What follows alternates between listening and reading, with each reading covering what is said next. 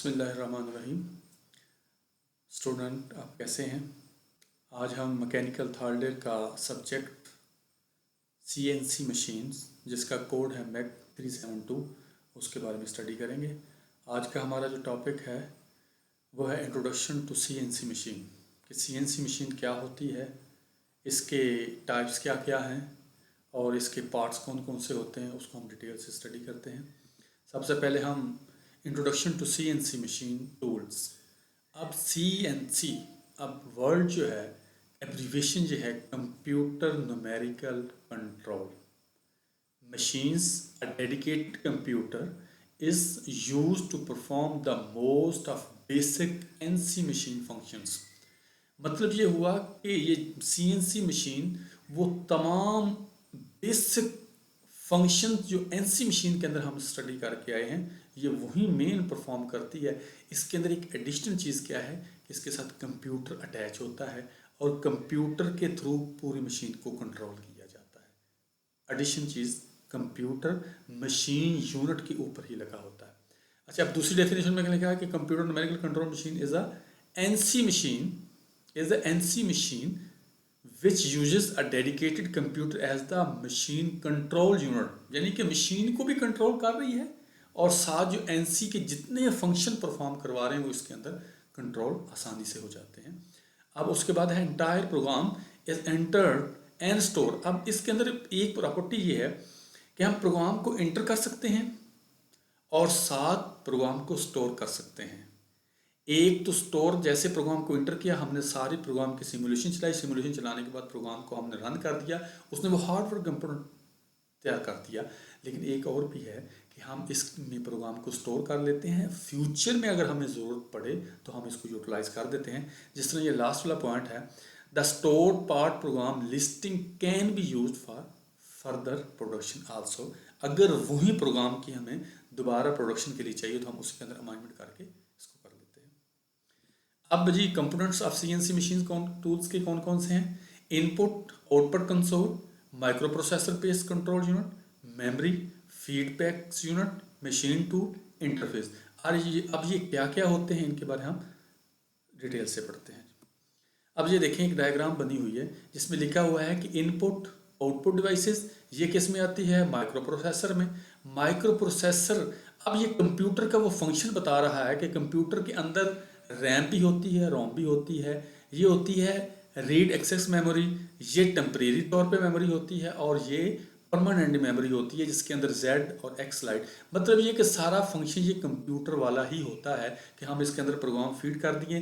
XZ slide के इसने ये लिया कि टर्निंग मशीन के अंदर हम जब उसका डाया लेते हैं तो उसको X में लेते हैं, जब हम उसकी लेंथ लेते हैं तो हम उसको Z में लेते हैं।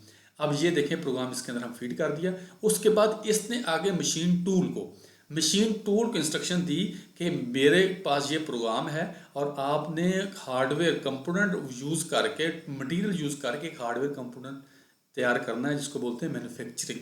मशीन ने उस प्रोग्राम जो हमने दिया होता है और जो हमने रॉ मटेरियल मशीन को दिया होता है उसका एक कंपोनेंट तैयार कर उसको बोलते हैं हार्डवेयर कंपोनेंट। अगर इसमें किसी किस्म का प्रॉब्लम हो तो वो फीडबैक यूनिट लगा होता है, वो फ़ौरन माइक्रो प्रोसेसर के अंदर चला जाता है और वहाँ पर उसको कन्वे करता है कि मिस्टेक कहाँ पे, और ये उसको करेक्शन करके उसको ठीक कर देता है। अब मज़ीद इसकी हम डिटेल भी पढ़ लेते हैं। वो क्या है? इनपुट आउटपुट कंसोल क्या है? It is the unit through which part program is fed to the CNC machine tool system and required output is taken out. It is basically consist of monitor and keyboard। अब computer के जो CNC machine उसके ऊपर computer लगा होता है, उसके ऊपर कीबोर्ड लगा होता है, उसके ऊपर ही हम मॉनिटर के थ्रू प्रोग्राम उसके अंदर इंटर कर लेते हैं। अब माइक्रो प्रोसेसर क्या करता है? ये जो है ना, माइक्रो प्रोसेसर एक्चुअली वो जो इनपुट आउटपुट है ना उसको लेता है और ये एज ए इसको एक्सेप्ट करता है। एक्सेप्ट करने के बाद उस प्रोग्राम जो होता है उसको अपने जो 100101 की टर्म में उसको एक्सेप्ट कर लेता है और उसको आगे वो भेज देता है मशीन टूल को भेजना। लेकिन उससे पहले क्या होता है, क्योंकि कंप्यूटर के बारे में डिस्कस कर रहे हैं तो उसके अंदर एक माइक्रो प्रोसेसर होता है, फिर मेमोरी होती है और ये फीडबैक सिस्टम, ये सारे एक इसके अंदर लगे होते हैं जिसके अंदर हम चेक कर लेते हैं कि इसने क्या क्या फंक्शन परफॉर्म करने होते हैं।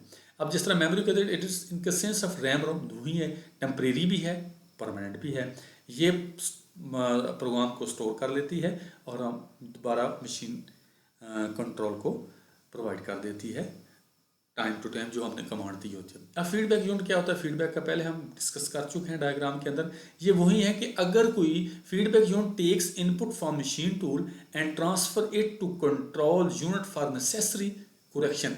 अगर किसी किस्म का प्रोग्राम के अंदर कोई मिस्टेक है, गलती है, तो उसको वो दोबारा ले जाता है माइक्रो प्रोसेसर के अंदर कि वहाँ पे ये प्रॉब्लम है, और फिर वो हमें वहाँ से पता चल जाए, हम उसको ठीक कर लेते हैं। मशीन टूल्स जो जैसे मशीन हो जिसने हार्डवेयर कंपोनेंट को तैयार करना होता है, मशीन ऑपरेटेड बाय द।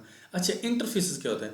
कहते हैं they are the connection between the different component of CNC machine tools. CNC machine tools का डिफरेंट इंटरफेस कैसे?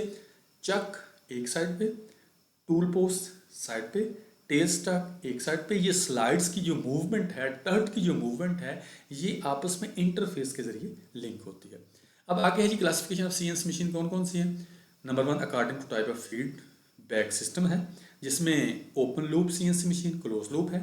According to type of tool machine control है, जिसमें finite positioning control CNC, continuous path control है CNC machine है। According to program methods है, absolute program CNC machine है, और incremental types. उसके बाद डी में आता है according to type of controller. Hybrid control CNC machine होती है और स्ट्रेट कंट्रोलर सीएनसी मशीन होती है। उसके बाद according to axis and type of operations. Axis operation के पॉइंट ऑफ व्यू कौन मशीन होती है? CNC horizontal machining centre, CNC vertical machining centre, और सीएनसी टर्निंग सेंटर, और सीएनसी मिलिंग मशीन्स सेंटर। ये इसकी टाइप्स हैं, क्लासिफिकेशन है सीएनसी मशीन की कौन कौन सी होती हैं। अब हम नेक्स्ट लेक्चर में फर्दर इसके बारे में हम पढ़ेंगे।